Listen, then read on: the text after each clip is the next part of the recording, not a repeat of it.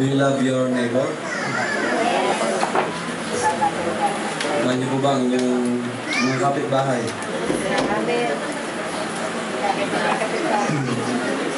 Sabi po ng Amazon.com, there are at least 32,507 books currently in print with the word love. In the title, over 145,000 that deal with the subject of love. And over 11,000 popular albums, CDs with love in the title. Ang dami ano?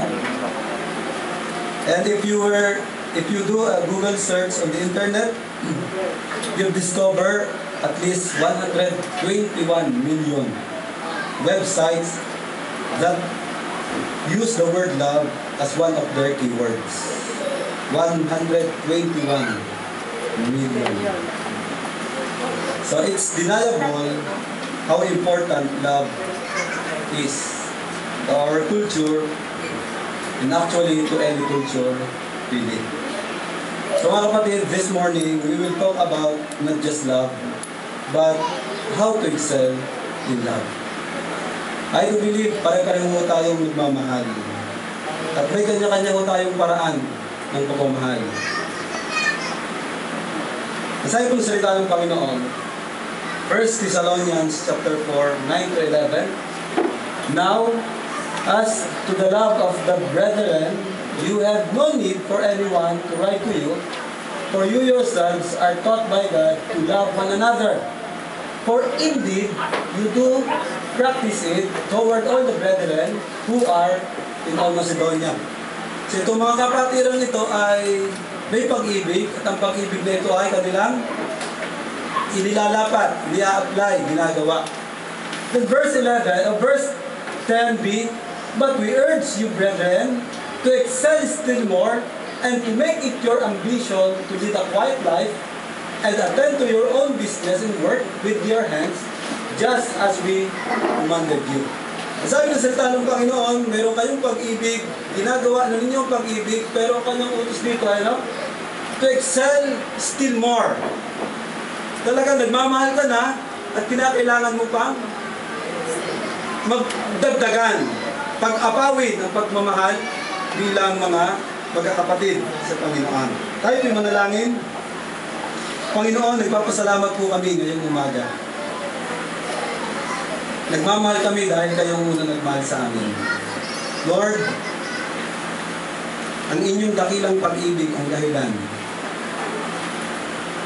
bakit kami patuloy na nag-i-exist dito sa daigdig na ito. Kami niniwala, Panginoon, na mawala man kami sa daigdig na ito, Panginoon, still ang inyong pag-ibig ay hindi magmamali. Panginoon, ipapasalamat po kami ngayong umaga. Pwede po namin pag-aralan ang inyong mga salita in 1 John chapter 4, 7 to 21. Father God, kayo po ang Diyos na pinagmula ng pag-ibig. Kayo po ang nagpapasakdan ng pag-ibig na meron kami. At tulungan niyo po kami, O Diyos, ngayong umaga na maintindihan ang nais niyo pong ituro sa amin. Tulungan niyo po kami, Panginoon, na ngayong umaga mayakap namin ang katotohanan, ang katuruan mula sa inyong mga salita. Aming Diyos na banal na Espiritu, kayo lamang ang Panginoon na mabuti. Kayo lamang ang maaaring magpaunawa sa amin at magturo ang nais mong sabihin. Abutin niyo po ang pangangailangan ng bawat isa sa amin. Lord, dalangin po namin ang aming malalaman ngayong umaga. Ay dumaloy pare-pareho sa aming mga puso at mailapat po namin bilang inyong mga anak. Panginoon, salamat sa inyo. Yakapin niyo po kami, Panginoon, ngayong umaga. At ako po bilang inyong lingkod ay tulungan niyo sa pagbabahagi ng mga salita na yung mga salita mo lamang ang mamutawi sa aking mga laban.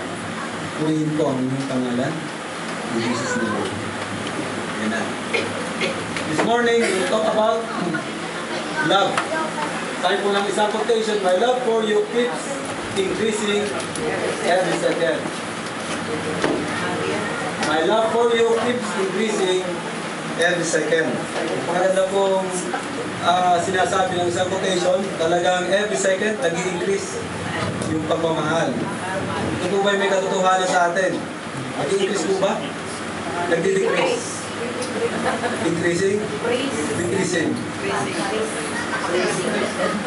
Let us excel in loving one another.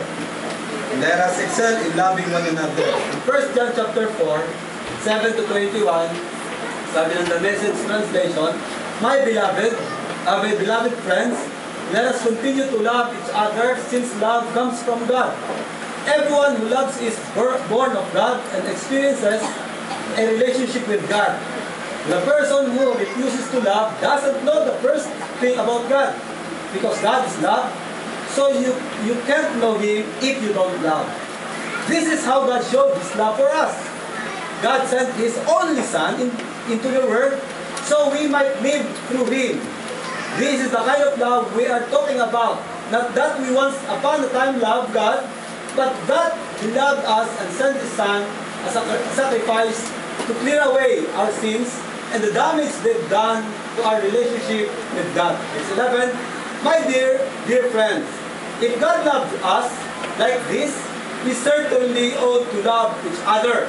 Verse 12, no one has seen God ever. But if we love one another, God dwells deeply within us, and His love becomes complete in us.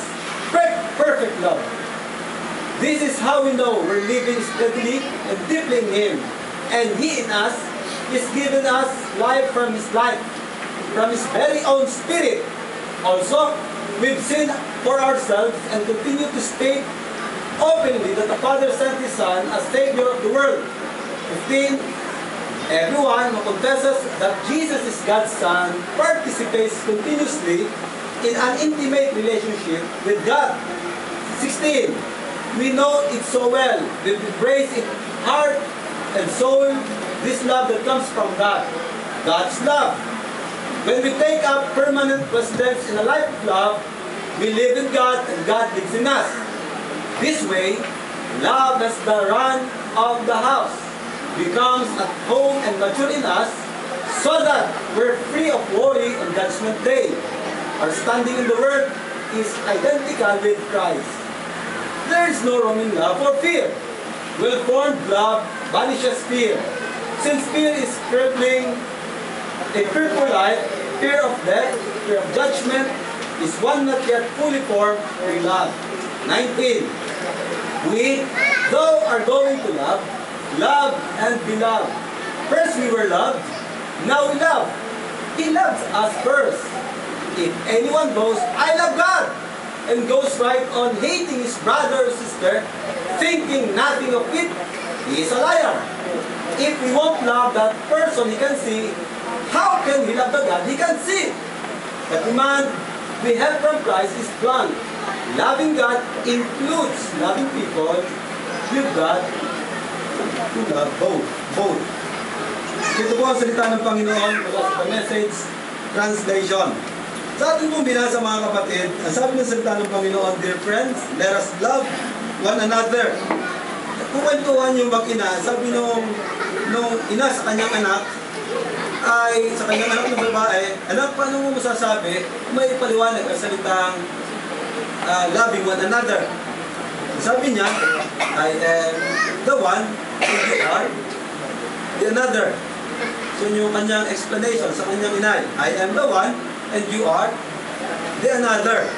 Ang sabi ng ating pinag-aaralan ko mga kapatid, ngayong umaga, ang sabi ng salita ng Panginoon, dear friends, let us love one another. Verse 7, kung yung titingnan ng inyong mga Biblia, 1 John chapter 4, verse 7, beloved, let us love one another.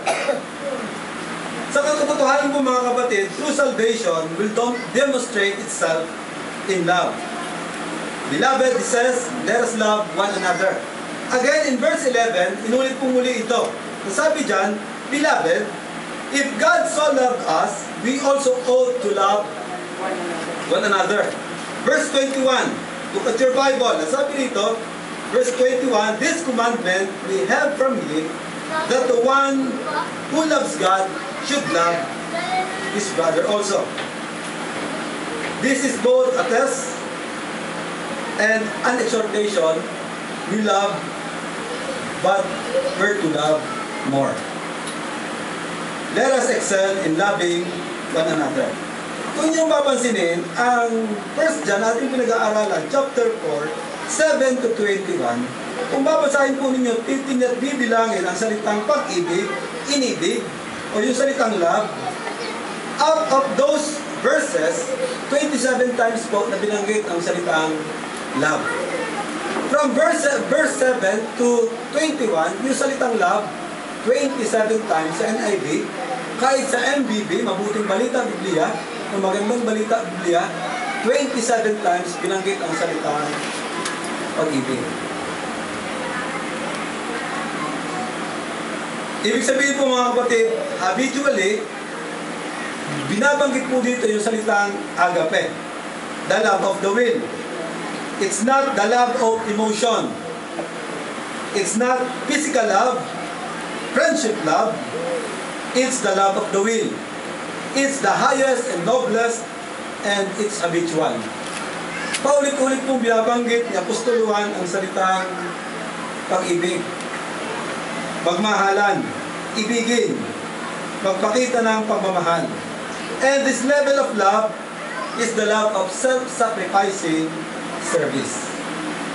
Ang binabanggit po ditong pag-ibig ay self-sacrificing. Anong ibig sabihin ng self-sacrificing? It is not self-centered. It is not focus sa ating sarili, kundi ito ay focus sa ibang tao. Madali po ba magmahal ng may pagsasakripisyo? Totoo lang, mahirap magmahal ng may pagsasakripisyo. Pero ang tunay na pagmamahal na binabanggit ng salita dito sa 1 John chapter 4, 7 to 21 ay pagmamahal na meron mong kalakip o kaakibat na pagmamalasakit.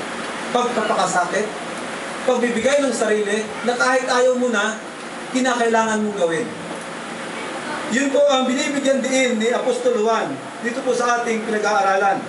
It's a love basically that is granted to someone who needs to be loved. Sa taong nangangailangan ng pag-ibig at hindi sa taong somehow is attracting that love. Yung ba minsan, di ba, pag tayo nagmamahal, mamahalin kita kasi ikaw ay kamahal-mahal. Tama ho? Pero pag napapansin kong hindi ka nakamahal-mahal, parang ang hirap ng mahalin. At dito po pinakikita yung tinatawag na self-sacrificing. Whether nagpapangsyon yung isa o hindi, kinakailangan mong pagpakitaan ng pagmamahal. At mga kapatid, this is unconditional. It is intentional. When we say intentional, talagang ika nga'y sinasadya. Sinasadyang pagmamahal, pinagpaplanuhang pagmamahal. And it is not, it is love that chooses to love because there is a need to be loved, no matter how unattractive the person might be. Hindi man ganun ka-attractive yung tao, hindi man ganun ka-akit-akit, hindi naman kamahal-mahal. Kailangan mong pagpakitaan, kailangan natin pagpakitaan ang pagmamahal. Is it easy to love those unattractive people? Madali po ba? Well, maaaring hindi natin masabi ngayon, hindi pa tayo, ang iba hindi pa sumasapit sa ganung sitwasyon. Pero mga kapatid, paano kung sumapit tayo at dumaan sa ganung sitwasyon? Kaya natin? I believe we can because of the grace of God. Mga kapatid, who chooses out of that love sacrifices or sacrificial service because there is a need for that service and an opportunity for that service. Talagang ang tunay at totoong pag-ibig ay naghahanap ng pagpapakitaan ng pagmamahal. Mga kapatid, sa ating pong pinag-aaralan ngayong umaga, tingnan natin kung ano ang theme ng chapter 4, 7 to 21. Ano ba ang theme nito? Diyan po ay laging inuulit-ulit o 4 na beses pong inuulit yung salitang perfect love o yung ganap na pag-ibig. Aside po ng verse 12, look at your Bible, ang sabi dyan, no one has ever seen God, but if we love one another, God lives in us and His love is made complete in us. Nagiging ganap ang pag-ibig o nagiging ganap tayo o ang pag-ibig. Sinasabi ng verse 12. Then verse 17, nasabi dyan, but this love is perfected with us. Verse 18, nasabi ng verse 18, there is no fear in love, but perfect love drives out fear. Again, tinulit ko muli yung salitang perfect love. Then verse 17 again, nasabi doon, the one who fears is not perfected in love. Apat na beses pong binanggit na Apostol Juan yung salitang perfect o perfected love. And this is what everybody is looking for. Everybody is longing for, and no one will ever find outside relationship with God. Ibig po sabihin mga kapatid, hindi mo kayang matagpuan ang ganap na pag-ibig kung wala kang relasyon sa Panginoon. Kahit anong pagsusulikat mo hanapin ito, hindi mo natatagpuan kung wala kang relasyon sa Panginoon. And bawat isa po sa atin ay nagnanais makatanggap ng totoong pagmamahal. Am I right? Am I right? Di ba? Ang hirap po na pinagpapakita ka ng pagmamahal pero peke. Hindi totoo, plastic, orokan. At hindi mo kayang dayan ang iyong sarili. Hindi mo kayang dayan ang sarili mo kung totoo o mali o peke ang iyong nakikita ang pagmamahal. Mga kapatid, ako po niniwala, pare-pareho tayo na naghahanap ng tunay, ganap na pagmamahal. At yun yung tatagpo natin sa atin, Panginoong Jesus. Sabi po na isang knowing Christ grants us that love.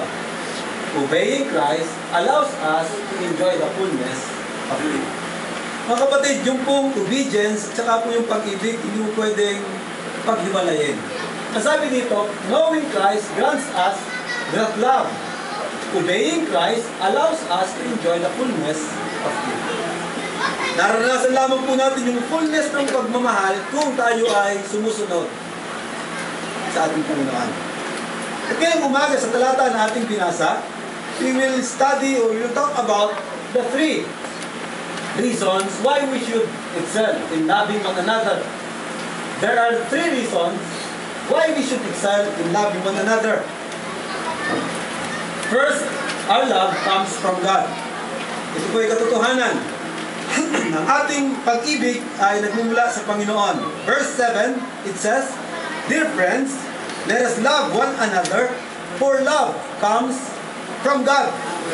Love is from God. Ang pag-ibig ay mula sa Diyos. Inulit po ito dun po sa verse 12, ang sabi po doon, verse 19, chapter 4, verse 19, nagmamahal tayo. Bakit? Sapagkat ang Diyos ang unang nagmahal sa atin.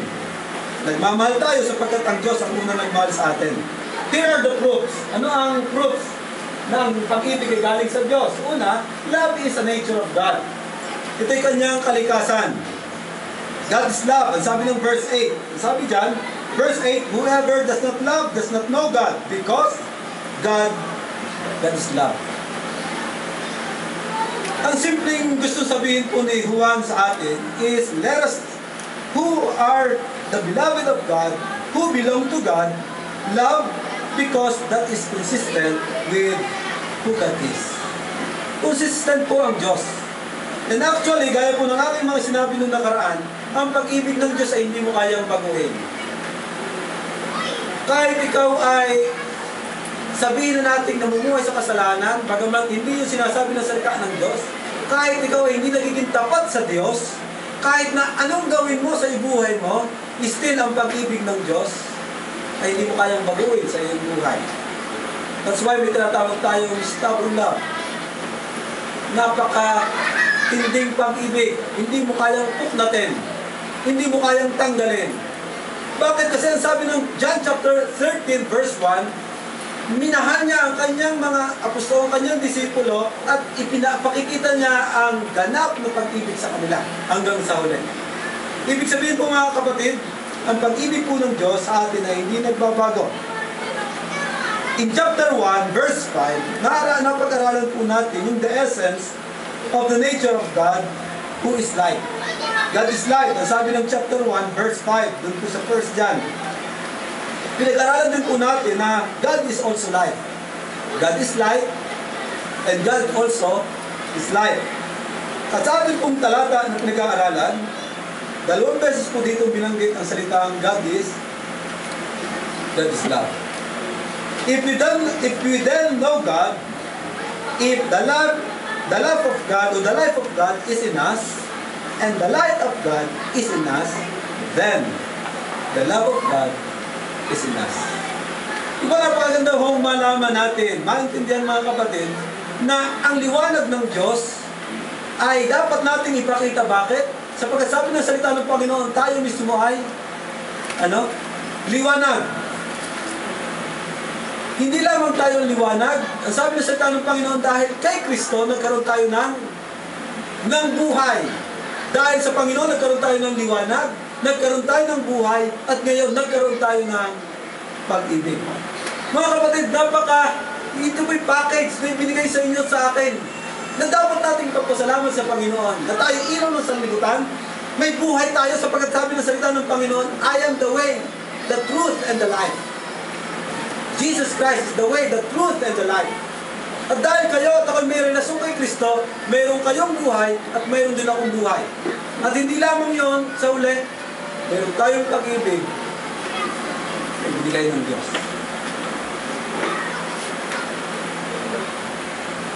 If we walk in the light, if we possess the life, we have received the love. Kaya po, nararapat lamang na hindi po peke ang dapat o ang ibigay natin pag-ibig sa ating kapatid.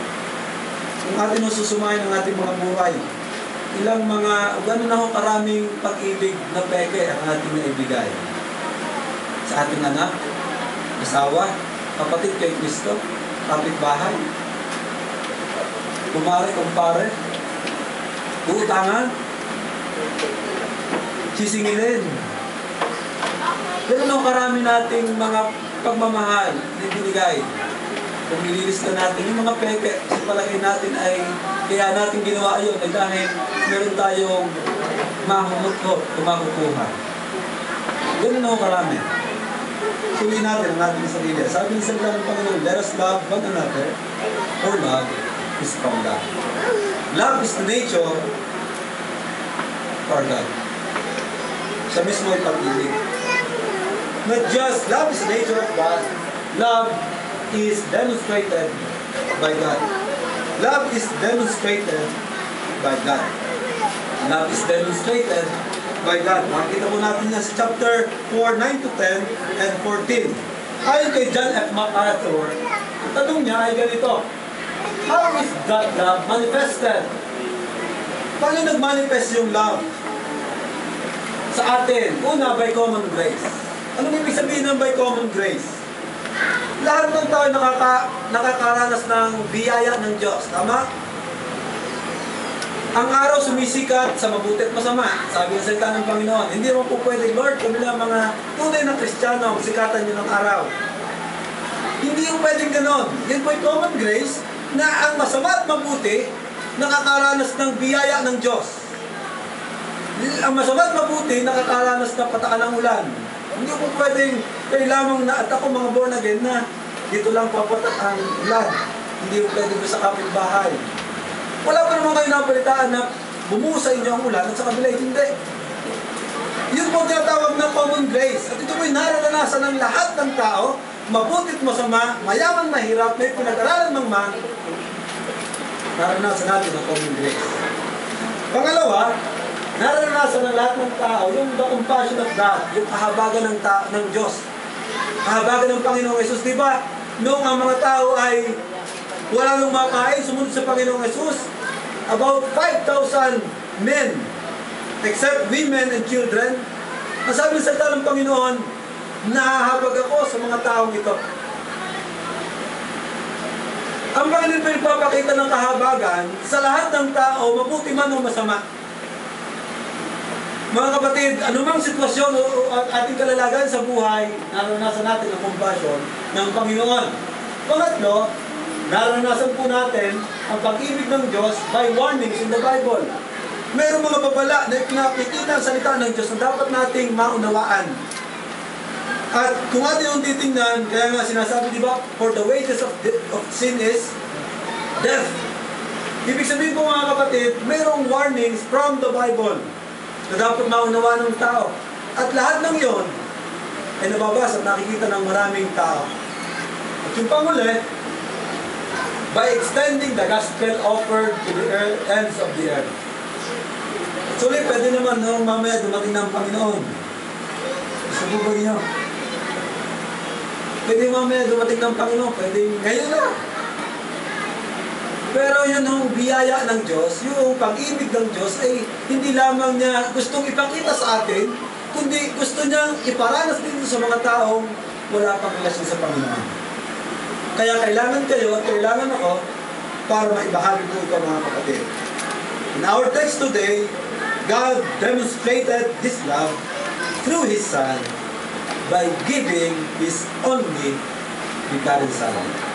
Sabi ng salita ng Panginoon, chapter 4, 9 to 10, inihayag ng Diyos ang kanyang pag-ibig sa atin nang suguin niya ang kanyang bugtong na anak upang magkaroon tayo ng buhay sa pamamagitan niya. Again, nasabi ng Biblia, ang buhay makakamtan sa pamamagitan ni Jesus Christ. Sapagkat kung wala kang kaugnayan kay Kristo, definitely, ikaw ay patay. Sapagkat ang buhay ay nakakamtan kay Christ. Ito ang pag-ibig, hindi sa inibig natin ng Diyos. Grabe si Lord. Sabi ng salita ng Diyos, ito ang pag-ibig. Hindi sa inibig natin ng Panginoon. Actually, mapakarami nating kanta o kinakanta na Panginoon, hindi kita bibiguin. Hindi kita iiwan. Mamahalin kita hanggang kamatayan. But the question is, lahat ba ng ating inaawit, sinasabi, napapatunayan natin hanggang dulo? Pero sabi sa salita ng Panginoon, hindi sa inibig natin ng Diyos, kundi tayo ang inibig niya at sinugo ang kanyang anak upang maging handog sa pagpapatawad ng ating mga kasalanan. Mga kapatid, 1 John chapter 4 verse 16, nakita namin at pinatutuhanan sinugo ng Ama ang kanyang anak bilang tagapagligtas ng sanlibutan. Naranasan niyo po ba ang pag-ibig ng Panginoon sa inyong buhay?